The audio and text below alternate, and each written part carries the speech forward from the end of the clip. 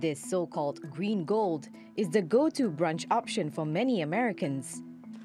Avocados aren't known for being the cheapest items in the grocery cart, but they've gotten more expensive in the last 2 weeks. Prices have jumped almost 40% since President Donald Trump threatened to close the border with Mexico to try to prevent immigrants from entering. The plan was met with an immediate backlash, not only from human rights groups, but also businesses. The president's threat to shut down the southern border would be an economic disaster, and we are hopeful that he reconsiders this before he follows through with it. Almost 2,000 kilometers south of the border, avocado farmers fear their livelihoods could be wiped out if Trump decides to go ahead with his plan. The border closure would do us damage because our product is really valued by the North Americans, and they eat a lot of it. The U.S. consumes the green fruit more than any other country in the world, and Mexico is the world's biggest exporter. It produces almost 2 million tons of avocado a year. 80%, or $2 billion worth, make their way to the U.S. While there are alternative markets, the huge void the U.S. may leave could damage what's already a rare yield for farmers. There are other countries. There's a lot of demand. But we can't cope because there are only 2 harvests a year. It's not just avocado exports that would be disrupted. It's also goods worth $1.7 billion that cross the U.S.-Mexico border every day. Half the goods that are coming across the border are finished goods, but half of the goods are intermediate goods, which means they're further manufactured or transformed in the United States. So in industries like automotive, you can expect that auto factories will shut down within a week or so of a border closing. Many Americans are already looking for cheaper alternatives to the avocado, and Mexican avocado farmers are hoping they won't be the ones paying the biggest price for the U.S. president's immigration policy. Laila Humairah, TRT World. Let's get more on the story now with Roger Bernard in Ackley, Iowa. He's a senior policy analyst at Informa Agribusiness Intelligence.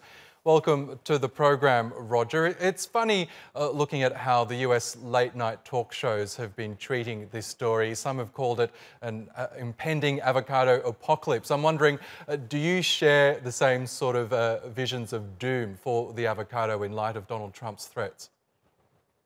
Well, it's good to be here, first off. And yeah, there is a lot of, trade flows that are going on, not just this avocado, but, as your folks pointed out, there's 1.6 to $2 billion a day, so it goes beyond even just an avocado impact. But, that's the one that catches people's attention when you start, looking at one of those things that finds its way onto dinner tables across the country.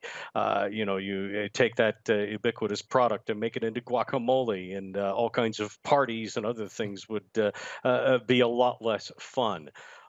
There's several things that could happen if this unfolds. One would be, yes, the prices would rise. That could also temper some of the demand for, this delicious little product to make its way onto tables around the country. So, there is those interesting things that happen when the laws of supply and demand are impacted by policy decisions that, seemingly are not necessarily related to the product at hand. As you say, the warnings over a tightening of supply of avocados have really, for some reason, managed to capture the imagination of many Americans. But as you pointed, there are other products, other produce that might be affected as well. Can you give us an idea of those? Well, you've got a lot of fresh fruits and vegetables that enter this country from Mexico in particular, on a daily and annual basis. And, when it comes to that, the question of avocados, we don't produce enough here to make up for that shortfall. In fact, California, our leading, avocado producer, cannot really even produce enough avocados to just supply the California appetite, let alone the appetite across the country. But there are several items that come in from from Mexico. We're able to enjoy year-round supplies of things like tomatoes that come in from Mexico. That's become another trade-related issue. So there are, you name almost any fresh fruit or vegetable product, it seems like, and there's a lot that flow across that border every day. Okay, and Roger, just quickly, we know Donald Trump has made a lot of threats on a number of issues, but do you expect this one, the threat to shut the US-Mexico border, to be a genuine one? Well, when it comes to this president, one cannot rule out almost any action, from taking place.